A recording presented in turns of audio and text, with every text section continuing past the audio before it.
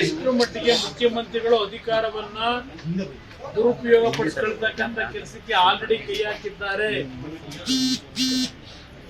ಈಗಾಗಲೇ ಹೈಕೋರ್ಟ್ ನಲ್ಲಿ ಸೈಟ್ ನಮ್ಮದೇ ಅಂತ ಹೇಳ್ಕೊಂಡಿದ್ದಾರೆ.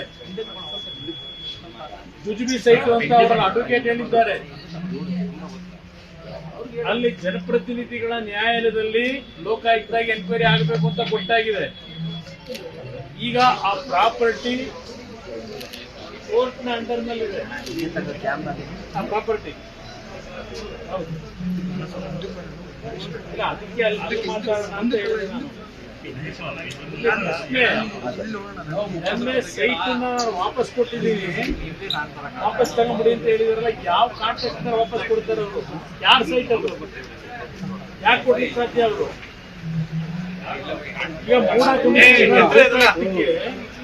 ಏನಾದ್ರು ಘಟಿಸಿದ್ರೆ, ಪ್ರಾಮಾಣಿಕವಾದ ಟ್ರಾನ್ಸ್ಪರೆನ್ಸಿ ಇದ್ರೆ ತನಿಖೆನಲ್ಲಿ ಆ ಮೂಡ ಕಮಿಷನರ್ ಅರೆಸ್ಟ್ ಮಾಡಬೇಕೀಗ ತಕ್ಷಣಕ್ಕೆ. ಯಾಕೆ ಮೂಡ ಕಮಿಷನರ್ ಅದನ್ನ ವಾಪಸ್ ತಗೊಳ್ಳಿಕ್ಕೆ ಅವ್ರ ಪವರ್ ಇದೆ? ಕೋರ್ಟ್ ನಲ್ಲಿ ಈಗಾಗಲೇ ವಾದ ವಿವಾದಗಳಾಗಿದೆ, ಕೋರ್ಟ್ ಆದೇಶ ಕೊಟ್ಟಾಗಿದೆ. ಈಗ ಸೈಟ್ ವಾಪಸ್ ಕೊಡ್ತೀವಿ ಅಂತ ಏನ್ ಹೇಳಿ ನಿನ್ನೆ ಡ್ರಾಮಾ ಮಾಡಿದ್ದಾರೆ.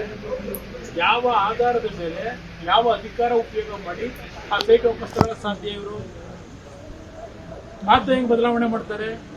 ಅಲ್ಲಿಗೆ ಮುಖ್ಯಮಂತ್ರಿಗಳು ಈ ಪ್ರಕರಣವನ್ನು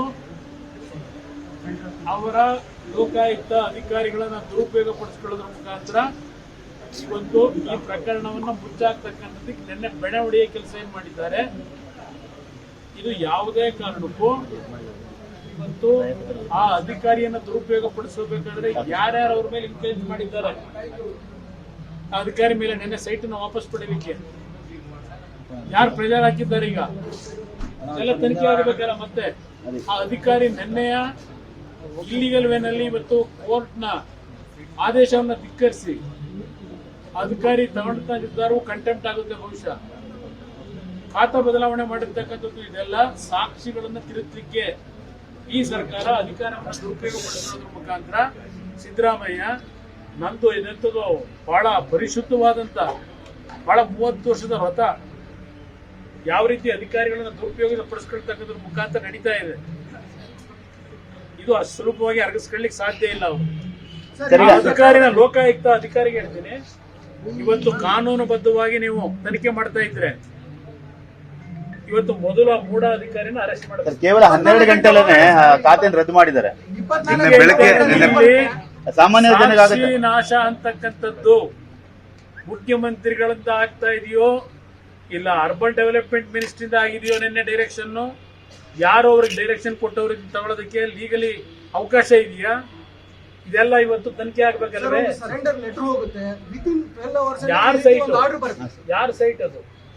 ಇವತ್ತು 14 ಸೈಟಿನ ಬಗ್ಗೆನೇ ತನಿಖೆ ನಡೀತಾ ಇರೋದು.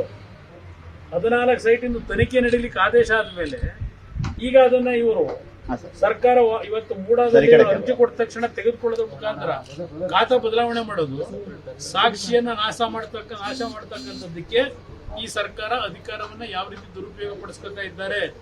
ಲೋಕಾಯುಕ್ತ ಏನ್ ಮಾಡ್ತಾ ಇದೆ? ಲೋಕಾಯುಕ್ತ ತನಿಖಾ ತಂಡ ಏನ್ ಮಾಡ್ತಾ ಇದೆ? ಅದಕ್ಕೆ ಅಲ್ವಾ ಇಂಥ ಅಧಿಕಾರಿಗಳು ಇಟ್ಕೊಂಡಿರೋದು, ಈ ಕೆಲಸ ಮಾಡ್ಲಿಕ್ಕೆ ಅಲ್ವಾ ಇಟ್ಕೊಂಡಿರೋದು? ಅಂದ್ರೆ ಈಗ ಸೈಟ್ ಹಿಂದಿರುಗಿಸಿ ವ್ಯವಸ್ಥಿತವಾಗಿ ಪ್ರಕರಣ ಅಷ್ಟು ಸುಲಭವಾಗಿ ಅರಗಿಸ್ಕೊಳ್ಳಿಕ್ಕೆ ಸಾಧ್ಯ ಇಲ್ಲ. ಅಷ್ಟು ಸುಲಭವಾಗಿ ಯಾಕೆಂದ್ರೆ ಇಡಿ ಅವರು ರಿಜಿಸ್ಟ್ರೇಷನ್ ಮಾಡ್ಕೊಂಡು ಕೇಸನ್ನ ಅಂತ ಹೇಳಿ ರಿಜಿಸ್ಟರ್ ಆಗಿದೆ ಅಂತ ಹೇಳಿ ತರಾತುರಿಲಿ ಇವತ್ತು ಈ ಸೈಟ್ ಕೊಡ್ತಕ್ಕಂಥ ಅವಶ್ಯಕತೆ ಏನ್ ಹೇಳಿದ್ರು?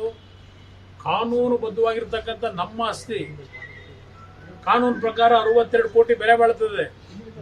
62 ಕೋಟಿ ಕೊಟ್ಬಿಡ್ಲಪ್ಪ ತಗೊಳ್ಳಪ್ಪ ಅಂತ ಇದೇ ಮುಖ್ಯಮಂತ್ರಿಗಳು ಹೇಳಿವೆ. ಈಗ ಅದ ಹೆಂಗೆ ದಾನ ಮಾಡ್ಬಿಟ್ರು?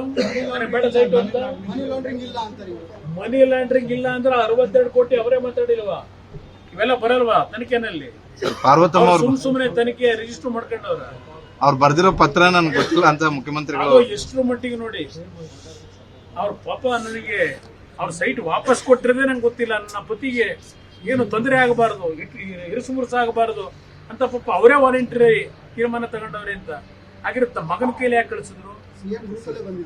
ಮಗ ಹೋಗಿ ಕೊಟ್ಟಿದ್ದಲ್ವಾ? ಮಗ ಹೋಗಿ ಕೊಡ್ಬೇಕಾದ್ರೆ ಇದೆಲ್ಲ ಮನೇಲಿ ಕೂತ್ ಚರ್ಚೆ ಆಗಿಲ್ವಾ? ಅಧಿಕಾರಿಗಳು ಆ ಸೈನ್ ಹಾಕ್ಸ್ಕೊಳ್ಳಿಕ್ಕೆ ಯಾರ ಹತ್ರ ಹೋದ್ರು? ಅವ್ರ ಕಚೇರಿಗೆ ಹೋದ್ರು, ಇಲ್ಲ ಅಧಿಕಾರಿಗಳೇ ಅವ್ರ ಮನೆ ಬಾಗಿಲಿಗೆ ಹೋದ್ರು ಸೈನ್ ಹಾಕ್ಸ್ಕೊಳ್ಳೋದಕ್ಕೆ ಮೇಡಮ್ ಅವ್ರ ಹತ್ರ. ಇದೆಲ್ಲ ಅಧಿಕಾರ ದುರುಪಯೋಗ ಅಲ್ಲ, ಇದು ಸಾಕ್ಷಿಗಳನ್ನ ನಾಶ ಮಾಡ್ಲಿಕ್ಕೆ. ಮೂಡ ಕಚೇರಿಗೆ ಒಂದು ಮಧು ಒಂದ್ ನಿಮಿಷ ಸರ್. ನಾನು ಯಾಕೆ ರಾಜೀನಾಮೆ ಸರ್, ಈ ಕಡೆ, ಈ ಕಡೆ, ಸರ್, ಈ ಕಡೆ. ರಾಜೀನಾಮೆ ಕೊಡ್ಲಿಕ್ಕೆ? ಸರ್ ನಿನ್ನೆ ಮೂಡ ಕಮಿಷನರ್ ಅವರು ಕಚೇರಿಗೆ ಬಂದು ಪಾರ್ವತಮ್ಮ ಅವರು ಮತ್ತೆ ಯತೀಂದ್ರ ಇಬ್ರು ಬಂದು ಕೊಟ್ಟೋದ್ರು ಅಂತ ಹೇಳಿದ್ದಾರೆ. ನನಗೆ ಗೊತ್ತಿಲ್ಲ, ಕೊಟ್ಟಿದ್ರು ಅಷ್ಟೇ, ಅವ್ರು ಬಂದಿದ್ರು ಅಷ್ಟೇ, ಅವ್ರು ಬರದೇ ಇದ್ರು ಅಷ್ಟೇ. ಮೂಡ ಕಮಿಷನರು ಅರೆಸ್ಟ್ ಆಗ್ಬೇಕಾಗತ್ತೆ. ಸಾಕ್ಷಿ ನಾಶ ಮಾಡತಕ್ಕಂಥದ್ರಲ್ಲಿ ಮೂಡ ಕಮಿಷನರ್ ಪಾತ್ರ ಏನಿದೆ? ತಕ್ಷಣ ತನಿಖೆ ನಡೆಸ್ತಾ ಇರ್ತಕ್ಕಂಥ ಮಹಾನುಭಾವರುಗಳು ಅರೆಸ್ಟ್ ಮಾಡಬೇಕಾಗುತ್ತೆ. ಈಗ ಸ್ನೇಹಮಯಿ ಕೃಷ್ಣ ಮೇಲೆ ಎಫ್ಐಆರ್ ಆಗಿದೆ, ಇಡಿ ಅವ್ರಿಗೆ ನಾಳೆ ಸಮನ್ ಮಾಡಿದೆ, ಮತ್ತೆ ಆಫೀಸರ್ಸ್ ಗಳು ಪದೇ ಪದೇ ಫೋನ್ ಮಾಡಿ ನನ್ನ ಮೇಲೂ ನೆನ್ನೆ ಒಂದು ಎಫ್ಐಆರ್ ಹಾಕಿಲ್ವಪ್ಪ? ಅದೇನ್ ಸರ್? ನನ್ನ ಮೇಲೆ ಹಾಕಿಲ್ಲ ಒಂದು ಏನ್ ಸರ್ ರಾತ್ರಿ ಸುದ್ದಿಗೋಷ್ಠಿ ಮಾಡಿದ್ರಲ್ಲ ಒಂದ್ಸಲ ಅದೇನ್ ಡಿ ಕೆ ಶಿವಕುಮಾರ್ ಒಂದು ತಪ್ಪಂತಿರ್ಬೇಕದು. ನೋಡ ಬನ್ನಿ.